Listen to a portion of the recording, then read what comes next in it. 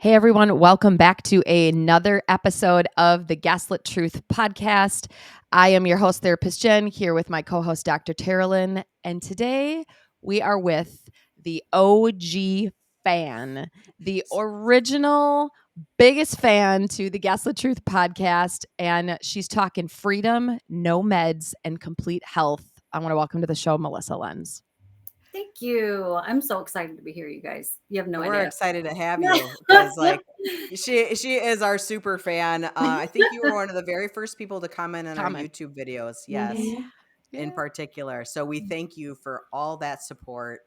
And within that, we know that you have a story, which is why we invited you on, because she's very passionate about what she writes in her comments. So we want to talk about your story, your truth, and why it's so important for you to speak out, because otherwise you would not be speaking out on our podcast.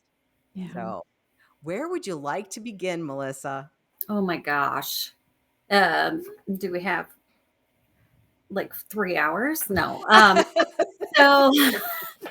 Oh gosh. Okay. So originally, I am originally from California. My mother was a single mom, very liberal, of course. She's a boomer. And she grew up in that time period, and, and mental health tends to run in the family. I mean, not going to lie. And so she struggled a lot with depression and anger when I was growing up. And so a lot of the things that happened to me when I was a kid would now, of course, be considered child abuse, right? As a lot of us Gen Xers know, that's kind of where we've gone throughout the days. And so, but growing up with that, of course, that's what you tend to learn, right?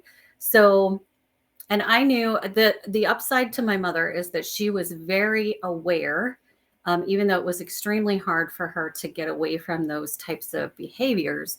She was very self-aware. And so I at least had that with her.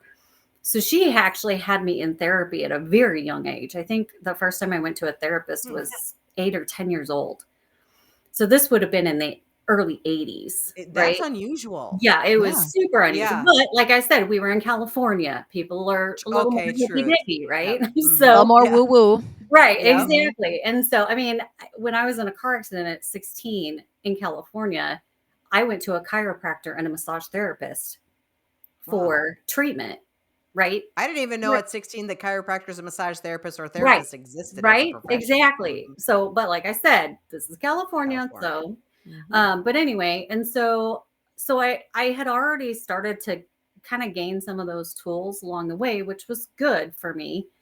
But unfortunately, because times were different back then, my mother didn't have a lot of tools to kind of get past a lot of those issues, right? So as I got older, and I was the oldest of 2 girls, my mother was single, and so I took care of everybody, of course.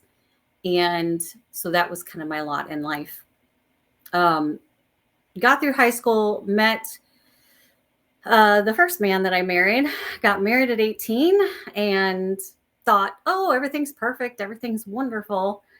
But then life happens, and we found out that my stepfather, who was married to my mother for quite a while, had been molesting my little sister for years. So that kind of blew my family apart, and I had a really hard time dealing with that. And then all at the same time, my biological father had written me a letter to let me know that he had spent a year in jail for molesting his stepdaughter. Oh, wow. Then in the same month, I'm sure because my brain was so stressed out, and for some odd reason, the dam came down, and I started having repressed memories of my own molestation. So all of this happened within a month's time. So this was, as you can imagine, my complete world was just in shambles. Because of that, I left my first husband, got a divorce. My mother and my sister, to get out of California and the craziness that's out there, moved to Iowa. And since I was by myself, basically in California, my mom said, why don't you move out here with us? So that's what I did. I moved out here 30 years ago. And I met a man who I thought was absolutely wonderful and got pregnant. So now, to get a little more of a backstory, my father was not really around. He would drop in maybe once a year. He was obviously a child molester, which I found out later on in my life, but he was a womanizer also, and which is one of the reasons my mother had left him. And so I didn't have him around. And of course, as we all know, as grown women, fathers are extremely important. So extremely important. Yeah. And so my biggest fear was not having a father for my children, right? And even though there were massive, massive red flags about this man, I did everything that I could to keep us together. And eventually we got married. Now, to kind of speed this along, sorry. No, in my brain, I just went, how very Gen X of you is what I did in my brain. Right? Oh, very much so, right? Yeah. Yeah. So we're just going to go past all that. No. Yeah. So altogether, we ended up having 4 children. He's a farmer here in Iowa and very old-fashioned because his parents are from the Depression era. Sure. So he was kind of a late life oops. So his way of thinking was complete opposite of mine. And so, so there was obviously a lot of differences, he was also an alcoholic. He was verbally abusive, a little bit physically abusive, not to the point where, he was hitting me all the time or anything. A lot of it was just grabbing a hold of me to keep me from leaving type of thing. And so we did a lot of that on and off, and I tried really hard. I stayed in therapy the entire time and tried to just make things better, right, along the way. When my kids were very young is when I originally went to my doctor and I said, and because of the history of depression in my family, I just assumed, guess what? I have it too. Okay, so I know where you're going to go with this. Before you do, I want to ask you if your therapist had a role in you going to the doctor. No. Because okay. All right. No, I did it myself because my mother had done it, right? Sure. So my mother had always been, or for a long time had been on all kinds of medications. And so that was actually my own push. Just because I assumed that, well, she has these issues, so I probably do too. Yeah. And so if she's on meds, then I probably need to be on meds too, right? And of course, at that time, so this was mid 90s, late 90s. So that's when, of course, the big tidal wave of meds started to come into play, right? So it was all about Wellbutrin and Prozac. I think Prozac. I didn't even do Prozac, which is kind of the funny thing. I've never been on Prozac, which is a little weird, but I think we started with Wellbutrin. I can't remember. There was another one, but now I can't think of it. But so anyway, so of course I did the same thing, which is what a lot of people do, which is we start with one thing. Okay, so I went to my PCP, right? I didn't even go to a psychiatrist. I didn't, none of that. And of course he's like, well, how do you feel? Blah, blah, blah. What do you think? What's your day like? Things like that. But he, of course, never went into what's going on at home. What are you doing to help? Or what are you doing? Are you eating right? Are you exercising? Any of this other stuff? They just went straight to, well, yeah, you clinically show depression. So let's start with this, and of course, I want to guess that you also shared about your mother in that. So it was, yeah, yeah. So it was like, history, oh, genetically, right. right. Exactly. That's This all exactly what makes it is. sense. Biological marker that Yep. already pigeonholes you a bit. Mm-hmm. Yep. Yeah, Mhm. exactly. So, and of course, that's what I thought too, because that's all I'd ever known and heard. And so, so we started me out on a small amount. And then, after a week or two, we bumped it up and then see how I was after 30 days, 60. I don't even remember now. Crap, it's been so long. It was probably 96 that I started, probably somewhere in there. I think my son was 1 or 2 years old. So, and then of course I had 2 more children after that. So of course then it was, and yes, I was worried about what was happening during pregnancy, but of course they were always like, oh, it's fine. It's completely safe. Don't worry about it. And I look back at it now and I think, how could you possibly know that? Yeah. How could you possibly know that? But anyway, so, and of course I would do what I think a lot of people do, which is I'd get 6 months to a year down the road and I'd be like, I just don't feel like this is really working anymore. Like I'm starting to feel depressed again. I'm starting to feel angry again. I'm starting to, feel all of these emotions, which God forbid we feel emotions. I was just going to say, I'm starting to feel again. Yeah. I mean, I think we did an episode on the desired impact is to not feel. Right. Exactly. And that's exactly what happened. And I look back on it now and I think about how much I missed with my kids growing up, and just not feeling anything. I know it's hard. I it's know super hard. I know you've heard all these things. Like Jen and I have the same thing. Like how many memories we lost. Oh my God. How many times we didn't participate. Yeah. Like, and that is the mom guilt of mom guilts. Like, yes. Yeah. Yes. And we're not even going to talk about the Swiss cheese. Yeah. Up here. Because I can't.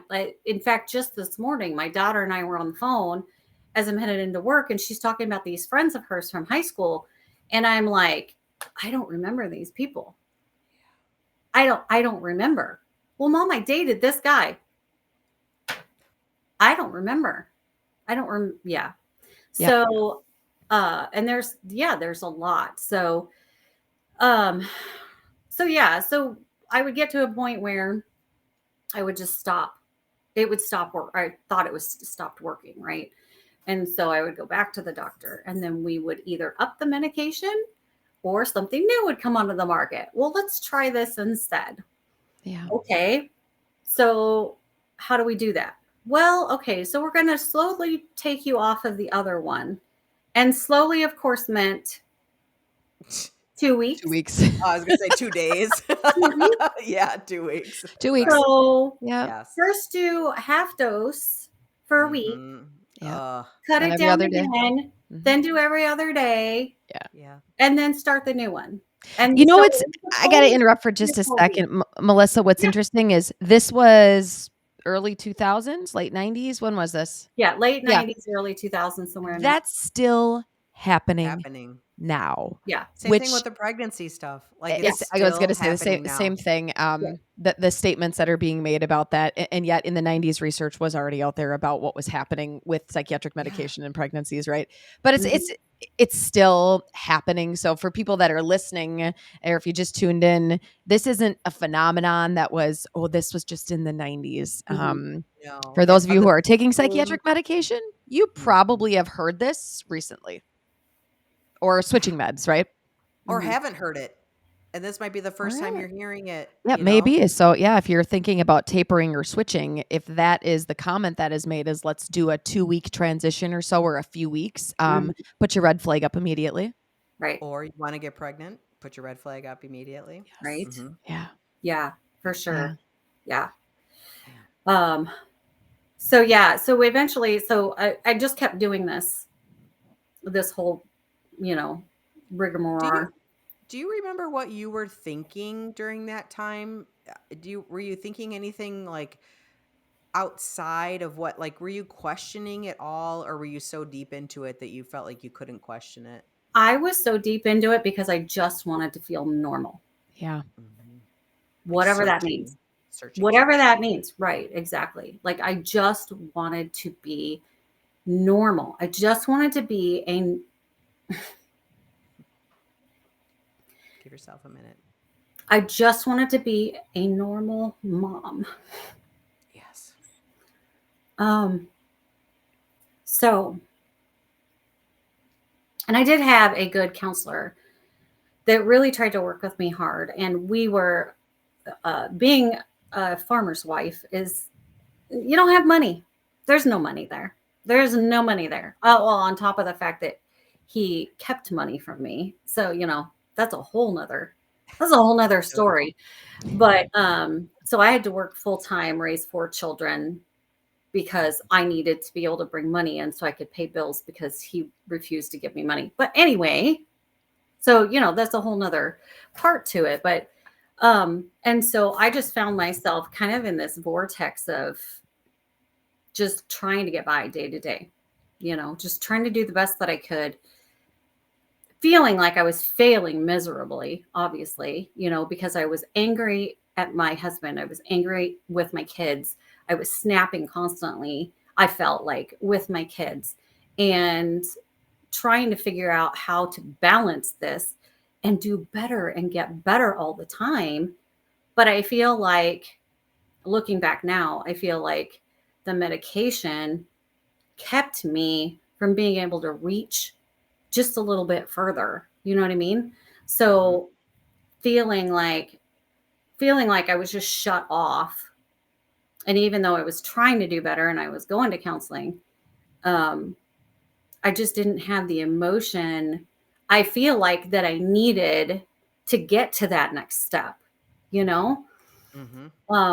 And so eventually I got to a point where, after a lot of back and forth and fighting with my ex-husband, trying to do better, trying to get us on a track where we could live out the rest of our lives together, I got to a point where he wasn't doing the work. He wouldn't do the work. He wouldn't stop drinking.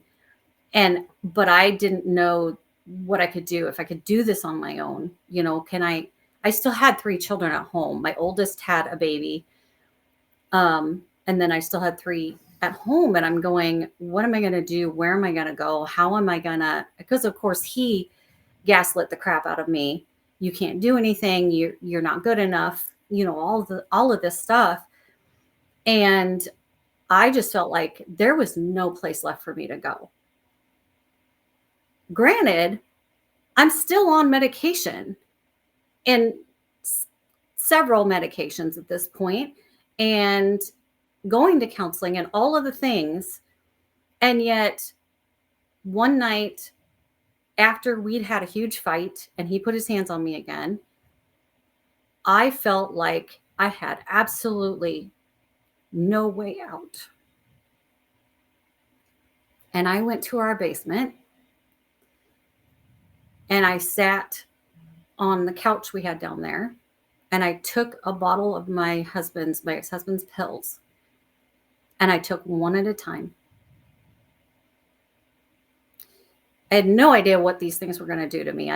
I just grabbed a bottle of pills. I didn't even know at the time what they were. He came down and found me and said, "What are you doing?" So I told him. And this was my wake-up call. He looked at me and he said, "Well, just sleep it off. You'll be okay in the morning." And I went, wait, hold on. This is what I'm leaving my children for? Like, it was the light bulb moment that I needed. And I looked at him and I said, "You need to call and find out what these are going to do to me." So he called the ER, which was in the next tiny little town over. And they said, bring her in. Took me with the pills. Apparently they were pills that luckily weren't going to do much except maybe damage my kidneys a little bit. But as I'm sitting in the ER and they're talking to me, and they at one point made him leave the room because I didn't want to talk in front of him. I told them what had been going on, all of this stuff, and they sent me home with him. Huh. Yeah. They sent me home with him that night. They didn't keep me for evaluation. They didn't tell me to go elsewhere. None of that. I had just tried to kill myself, and the ER doctors send me home with my abuser. So it was quite the wake-up call. I mean, don't get me wrong. I don't want to make it sound like I was in imminent danger, you know what I mean, of being murdered or anything like that. But that doesn't mean that he didn't say things to me and make me feel like the lowest person on the planet, which for someone who is already suicidal is probably not a great idea, right? To be around I want to interject for a second. Yeah. You were in imminent danger, not necessarily from him in that way, but Right. from yourself. Yeah. You know, and to be sent home like that is really interesting to me. Yeah. You know? Yeah. And like I said, it was a tiny little town, but they probably didn't does have that matter? resources. You know what I mean? Yeah. I mean, should that matter? That's probably the thing that gets to me the most. Like, we didn't go to the University of Iowa, which is 30 minutes away, where they might have kept, I don't know. I mean, who knows? But I mean, yeah.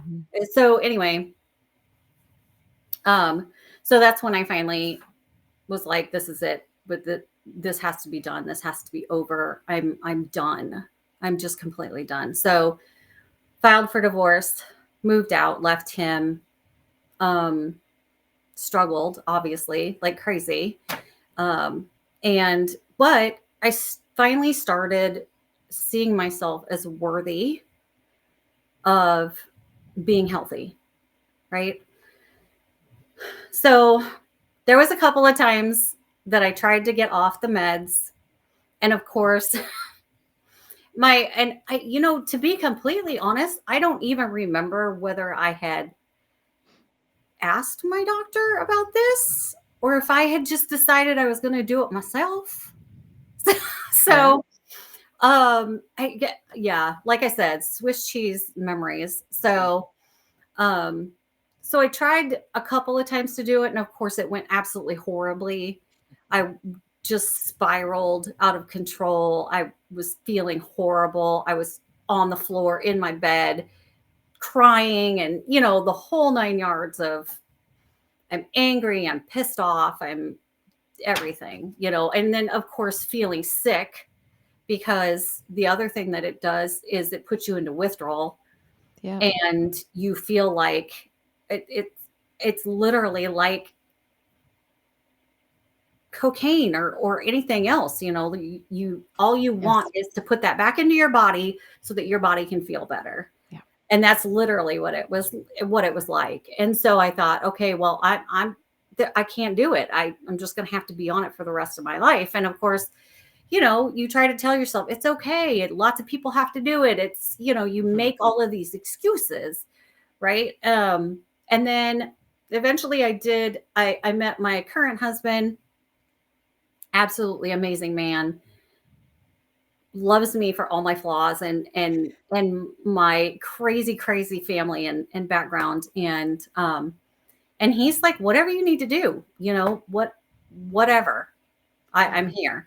And so I got into health and fitness about 10 years ago and started eating much, much better, cut out pretty much all processed foods and ate whole foods and things like that, and was working out every day. started losing a bunch of weight. I lost just over 50 pounds altogether, and just started feeling so much better. I'm like, this is just amazing. Well, obviously, I'm away from the craziness that was my life before. So I chalked a lot of that up to that, right?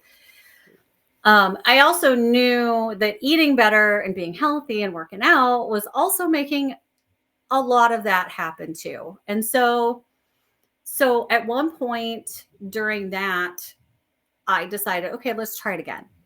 Right? Let's try it again. Because that always been my want, was to get completely off of medication. And so I said, okay, so we're going to try this. And I kind of tried to microdose myself down, but how do you do that with caplets, right? Mm-hmm. And not knowing anything. And I'm pretty sure my doctor didn't even know, because I think they told me the same thing. Just take half a Cut it one. in half, yeah. Yeah, cut it in half. Yeah, basically. And so, or take every other day or every third day or whatever it was. And again, I just spiraled and I felt like crap, and I would get dizzy and I couldn't think, and I was tired, and I'm like, this is just, I can't do this. And I would get weepy and just the whole 9 yards, right? And so I would go back on them. I went back on them because I'm like, I'm just not going to be able to do it. Apparently, there's just something broken inside of me, right? My brain is broken. So I'm just like, chuckling because I'm like, I know all the things that you're saying are things that we've said ourselves. We've been told, we've been taught, we perpetuate all the things, all of them. Yeah. Which is why I sit there and listen to you guys. And I'm not kidding. If you could put a camera on me, I'm like, blah, blah, blah, blah, blah. Oh my God, oh my God, oh my God. And I'm just like, and that's why half the time I'm sitting there typing into the, and I'm just like, Jesus. And that's why you're our super fan. Right. The OG. Yeah, the OG. Yeah. She's the OG. It's, oh my gosh. And so, so, and I just told myself, I'm like, this is just the way it's going to be. This is just the way it's going to be. So and then I think about 3 years ago, I finally got to a place where things were going really, really well, and everything was going great. And I was learning some new things. I happen to be one of those people that I will constantly learn shit. Like, I will just constantly learn things. It doesn't mean I will always stick with it all the time, but I will constantly learn things. I have done stuck my toes into so many different things. And so I was learning how to do subconscious dominance therapy. So, or conscious. Okay. So, okay. So, my brain's not going to let me think of the word. Anyway, I know, right? Exactly. That's fine. It's all right. Completely. So, what happens when you put somebody to sleep and you work on their unconscious? What's that called? Hypnosis. Thank you. Okay. So I learned a wide awake hypnotherapy type of way to do things. And it's a way to change thought patterns. And I will have to send you this man's link. Tim Box is his name. He's from the UK. And he actually came up with this new type of therapy. So you can do it with somebody wide awake, and you don't have to put them under hypnosis. Because I'm one of those, I keep touching the microphone. I'm one of those people who can't be hypnotized. Sure. And so, but this absolutely and completely worked for me. So I'll have to send you the guys the information. But anyway, so I was doing a lot of that, and I was changing a lot of my thought patterns and things like that with control, which is what it's called. And I was like, I've got to figure out how to just finally get rid of this medication. Like, I'm just going to have to do it myself, because the doctors weren't helping at all with how to get off of it without completely just making me feel like crap. Right. Did you have to change? I have a question. Yeah. Did you have to change your thought processes around how you felt about medications too, like all the old tapes, that you had? Did you have to change your thoughts around that too? Or was that a conscious thing that you did during I that time, or was that still later? I actually didn't do that consciously. Because I think I had already at some point and in some ways figured out that I need to get off of this. And I think it came with the health and fitness journey. Sure. Because makes sense. Realizing and figuring out that I can feel better physically and mentally with food and exercise. Yeah. And I'm like, I don't need to put a drug into my system if I can do this in another way. Yeah, exactly. Yeah. So oh shoot, you guys, can you give me just a second? My computer is about to die. I am so sorry. I'll edit this part out. I had a full. I don't know. I think this is pretty entertaining. So I don't know. I don't think we edit any of it. I had a whole freaking battery when I started. This is reality. This is reality of what happens when you're doing a show. Like shit happens. Like let's just be honest here. I'll let it happen. So anyway, let it roll. Roll with it. Yeah. Right. So anyway, I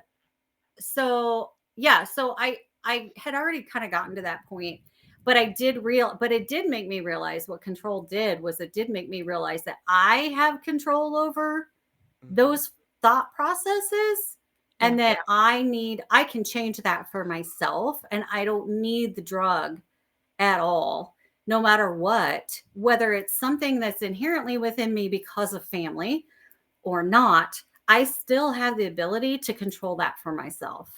And so that's what I was I'm going to do this. Like, I don't care anymore. I'm just going to do it. I'm going to fight through it, whatever it is. Thankfully, I was never on anything extremely harsh, right? I don't know. I think they're all harsh. So right. That's true. I would argue. Let's argue. I mean, you could have a benzo. You can have an antipsychotic. You could have a drug for depression, antidepressant. Yep. Effexor. I think it's all. Yep. Effexor is what. Yeah. So Effexor is what I was on. Yeah. Oh. Okay, that's one of them. Okay.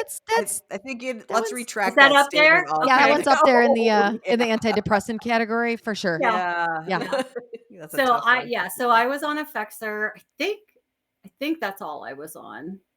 Oh my gosh! See, and so so I just was like, okay, I'm just gonna do this. I'm just gonna do it. And so it was quite the journey for quite a while. It took me probably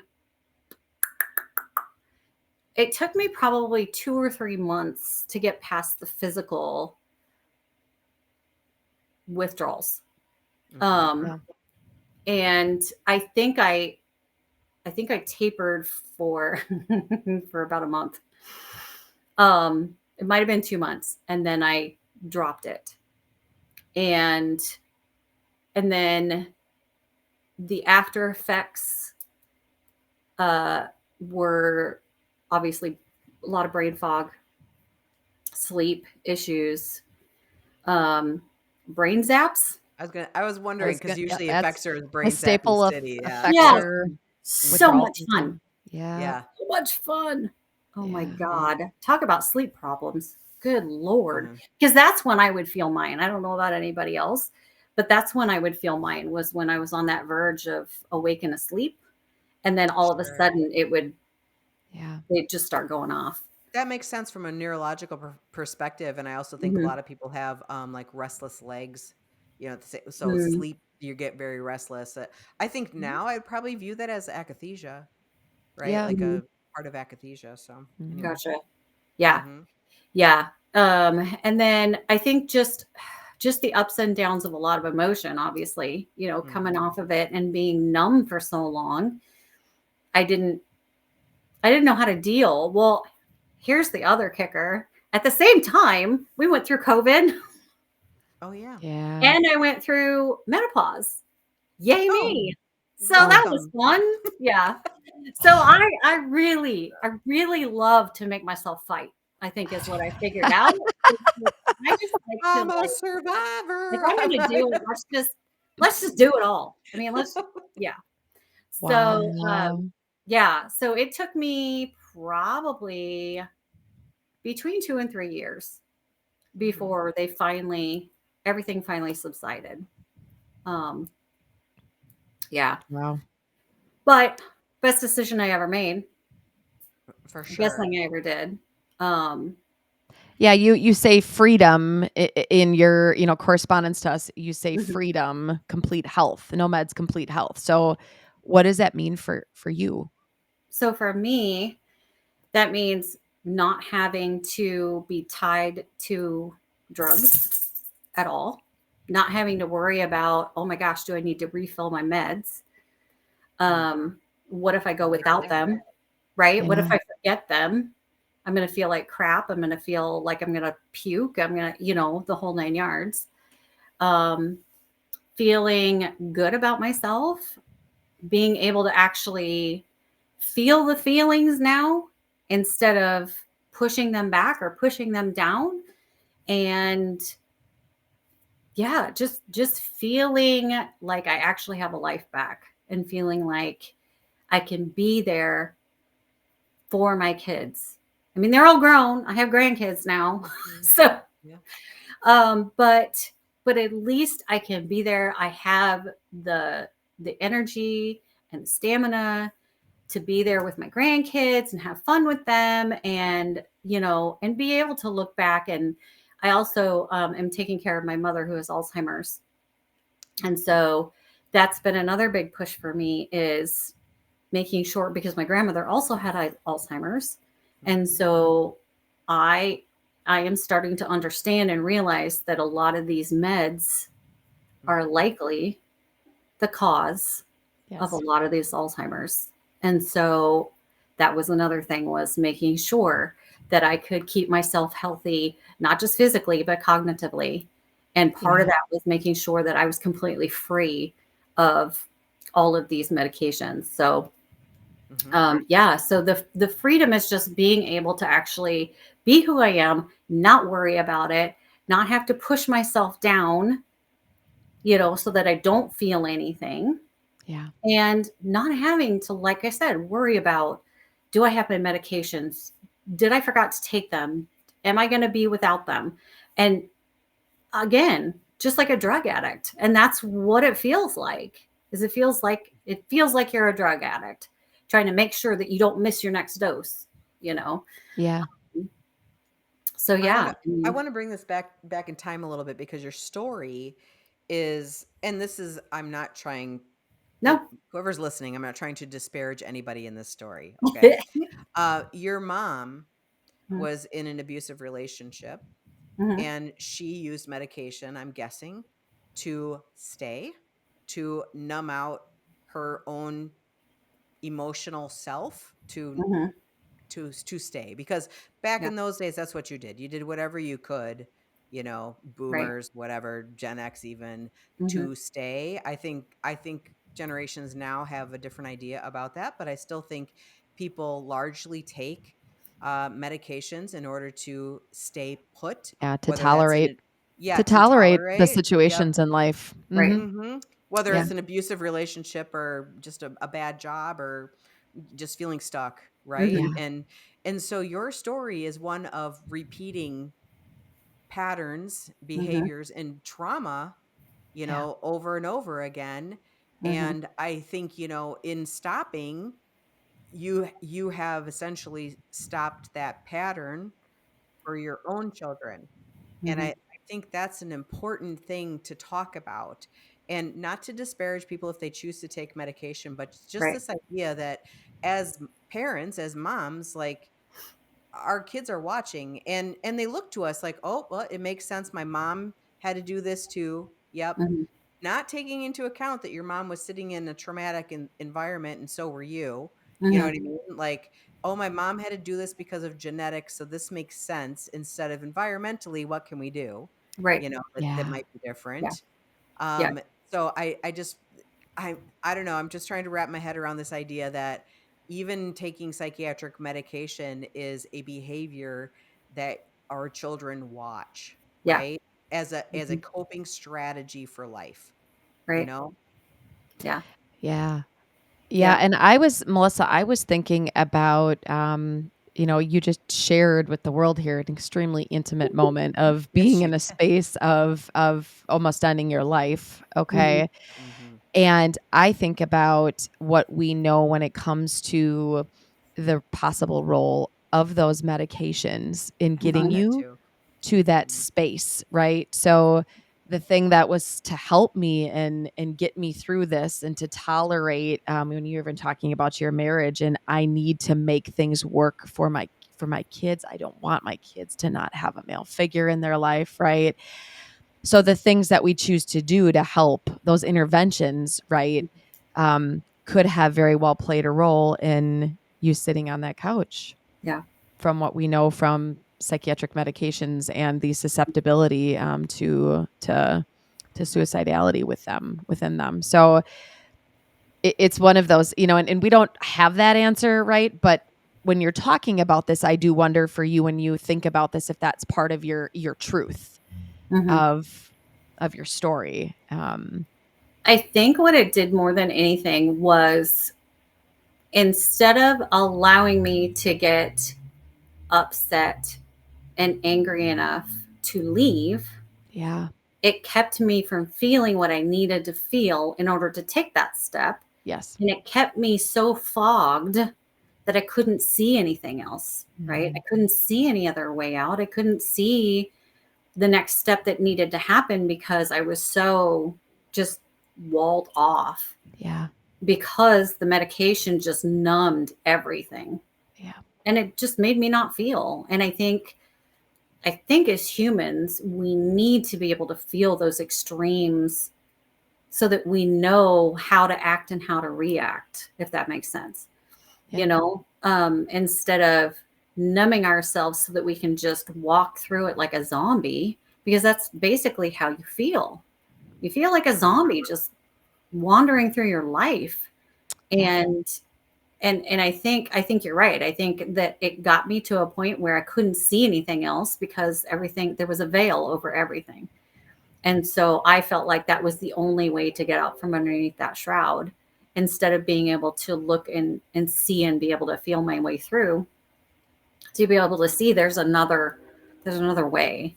Yeah. So Yeah. yeah. It Yeah. plays a really large role in decision Mhm. making. Oh, for sure. It almost removes options when you have them. It makes it very kind of black or white almost, and you can't see that there are actually other opportunities or options or things that you can do, because Mhm. you can't feel those either. Right. You can't feel your way to get to decisions, if that makes sense, right? Mhm. You can't. So it's like, well, the two options are, one, which I can't tolerate and can't think about and I don't want, or two, I remain and try to stay within this, Mhm. and tolerate this, Right. even though there are so many other options right along the Mhm. way, but you can't feel your way into even thinking them. Yeah. Well, It's not not to mention possible. that people around you are supporting the idea that you need more meds or a different med. That's the way to get out, right? Yeah. So this Yeah. conflict that happens in your brain, I would also imagine like the unhelpable part. Mhm. Like I have become unhelpable. These meds aren't even Yeah. working. Mhm. These Yeah. dosages aren't even working, Right. so it's me. It's my fault. I'm the Mhm. one, you Assuming there know? was just something wrong with me, were your exact words, Melissa. Yeah. Yeah. And that's it. That's exactly what it is. And unfortunately, they don't, and I don't think it was until I actually found a therapist who told me that finally. It's not you, you know. It's not you. It's the situation that you're in, and she said, I can't tell you what to do, which is good. It's what every therapist should do, right? But you need to look at the bigger picture here. you know These are your options. You need to make a decision. And and so I don't know where I was going with that. So what I want to say is salute to some therapist in the middle of Iowa. Woo, that's what I'm thinking too. Who has the wherewithal to not promote more meds and keep sending you back and gaslighting you more into this medication will be the answer. So salute to whoever that therapist was in the middle of Iowa in farmland Nowhereville. So way to go. Well, we do have the University of Iowa here is quite a large teaching hospital. Yeah. And they have some of the most amazing clinics and people that come out of. So as much as I am getting to the point where I disagree with doctors very, very much a lot. You're on the right show. Well, that's why you found us. I will say that the university, I'll give them a little bit of a plug. They're pretty good about being cutting edge. So, but I mean, I was very lucky to have found her and she did a great job and did very well. So, but and I think, I honestly, to be completely honest, and I've talked with my girls about this, I 100% will give myself a lot of credit. I'm going to give myself a lot of credit because I constantly look to do better. I constantly am trying to figure out how to do better as a mother, how to do better as an employee, how to do better as a wife. How do I just do better as a human being, period? Like, what can I learn new? And my husband probably drives him freaking insane because I do new stuff all the time. And I'm constantly doing something new. But I think he likes it too. I mean, he's just like, this is cool. What else can we learn? What are you learning new, today type of thing? And so curiosity. These are our fans, right? Like I'm sitting here just like, wow. Hell yeah. Like we talk about getting curious about everything. It does. Like the most inquisitive, curious, open-minded people. Yeah. And you, it's just really great to hear you say this, Melissa, because I know that you, along with so many people that listen to this show, this was the pull.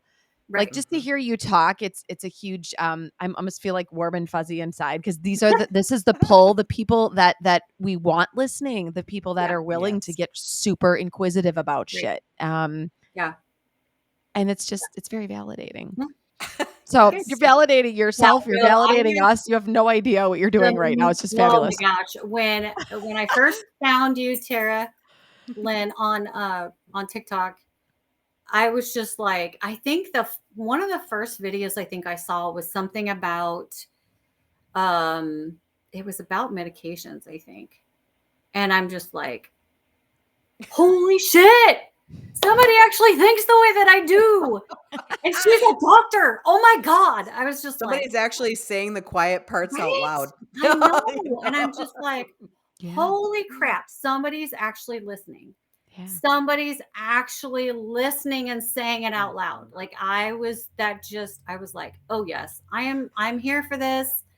Like, and then when you guys announced the podcast, I was like, oh yes, hell yes, I am here for this all day long. And so, love it. Yeah. And like I said, I send especially my girls, my boys are kind of, they're typical males. So, but I send it to my girls, and who are each, of course, my oldest is 34, my youngest girl is 26, and my youngest girl is about to have her second child. My oldest has 2 children and is done having children, but they're both going through their own struggles, right? Just like we all do. I mean, it's just part of life. It's part of life, and so I try to send them stuff, and they probably get really tired of me sending them things. Mom, just send them our email. Stop. We'll take care of it, Mom, right? So, but yeah, and so I think, and that's what I try to do for them. I try to model. You keep pushing. You keep looking. You keep trying to find the right thing that works for you, and I don't care what that is. I don't care whether if medication ends up being that thing, fine, cool. I have a daughter who's done ketamine treatments, and that's worked amazing for her. It's worked super well for her, which is great. I'm glad. I would love to see her get off of some of the other stuff, but that's in her time, and she needs to figure that out. Yep. My oldest is doing I think she's doing some small amounts right now, but like I told her, I said, just know what to do. And you guys have helped me tremendously with this, because I'm like, you need to ask your doctor, okay, when do I know that it's time to get off of these? And how do I do that? And so I've had that conversation with her, but I don't know that I think the question of how do I know when it's time to get off? yeah, When we outsource that question, I think it's a question we need to be asking, but when we outsource it to somebody else Yeah. to tell us, I Mhm. think then there's the problem, right? Like, Yeah. so like, how do we need you to ask know that it's ourselves. time? Yeah. Yeah. And so Jen and I did an episode on agnostic nausea, a couple of episodes before this one is going to air. And that is literally the amnesia, the amnesia that you're in that keeps you in that space. And then suddenly you have a light bulb moment that Mhm. allows you to get inquisitive and be like, when should I get off of this? And Yeah. I'm going to go out on a limb and say, when you start asking yourself when you should get off of this, It's the it's time. probably That's time the to get time. off of this. That's my Yes. line to everybody when they ask me too. Like, yeah, it's actually now, because you just said it It's out loud. now. Right. Exactly. If you're Yeah. curious about when, I would guess that the time is now. And don't outsource that question. It's okay to ask it, but ultimately, don't outsource the answer entirely to Yeah. somebody To else. somebody Comes else. from You know? within. Yeah, Yeah, exactly. for sure. So Yeah. it's such an important question, but don't outsource the answer to somebody else. Keep Yeah. asking the questions, but I can't tell you when. Your prescriber won't tell you when. No. Very true. Yeah, It's you. by asking the question have already told yourself when, Yeah. Yeah. you know? So Yeah. it's a very interesting conversation. So is there anything, Melissa, as we wrap up here, that you haven't gotten to share with everyone, or anything about your truth that you want people to know?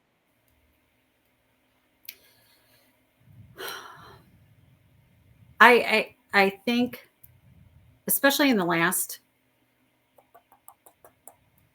probably in the last 10 years, I think the biggest thing that I think a lot of people really need to start waking up to is what you're putting in your body is what you become. Does that make sense? Yes. Yes. Um, We're like, yes. right? Yeah. That's on a deliverable. My, Wrote it down. I got so it too. my big, right? Yeah. So what my big thing, and probably the biggest thing I've learned over the last few years has been, and of course now it's starting to become a push, and I think a lot of people are waking up to the fact that what's in our, and I'm going to take this in a totally different direction now, but what's in our environments and in our foods and the things that we drink and we consume on a daily basis is the biggest piece of health that you can possibly look at. Like I said, doing the journey of health and fitness was a big part of that. And then just starting to really whittle that down to exactly what it is my body needs, where I'm going with it, or what it is, especially with the changing bodies, especially for women. When you start getting into perimenopause and menopause and postmenopause, it makes a big difference in what you're taking in and what your body reacts to. Hubby and I, for 10 months, have been carnivore, and we started that journey the beginning of this year. And so that's been a big light bulb moment too, of all of these things that we've been consuming. And the best I've ever felt in my entire life has been not taking in anything else on the outside. And of course, now everything I look at in the grocery store and around me is poison. So that's fun, That's true. Yeah, but once you get that truth in you look at right. everything No, differently. it's just crazy. It's crazy to me now having my eyes wide open about food and everything that's in it and the chemicals and all the crap. But we've just I mean, I think the big thing is that I want people to understand that everything that you put into your mouth, no matter what it is, whether it's food, whether it's drinks, whether it's medication, is what your body is going to build itself with. And so, just constantly be thinking about, what is it that I'm consuming? What am I putting in my body? What is this going to do to me? Yeah. When I consume it? And that doesn't matter whether it's food or medications, and just keep asking questions. I think that's the biggest thing is I was too afraid to ask those questions of my doctor because of course we see the white coat and nothing else, for me, nothing else happens in my brain. Nothing. Yeah. See the white coat and yes, whatever you need me to do, just tell me what to do. I'll do it. That's right. right. Outsourcing what you know to be true. So. Yeah. And so, and don't let them gaslight you into thinking that just because you're not, and I left a message yesterday. I left a comment yesterday in one of the new episodes of just because you are not an expert does not mean you don't know anything. Yeah. Right, that's Jen? right. Mm-hmm. That's right. I think I might have said that before. Yes, you did. So anyway, I mean, and that's one of the other things that with everything that's happened over the last 4 or 5 years, and all the craziness in the world, is just because you didn't graduate, just because you don't have this plaque on the wall, doesn't mean you don't know what you're talking about. That's right. Especially when it comes to your own body. So yeah. You are the honor student of your own body and brain. That's right. You are the honor student there. Yes. So. All right. Well, we need to wrap up this episode today of the Gaslit Truth and our special guest, the OG Melissa Lenz. And I want to just express my complete gratitude for you. For staying engaged with us, for spreading the word, and for not getting gaslit. So if you are listening, thanks for hanging out with us today. Make sure that you like, follow, subscribe, and comment like Melissa does on YouTube and all of our social medias. We love it. And that is a wrap of the Gaslit Truth.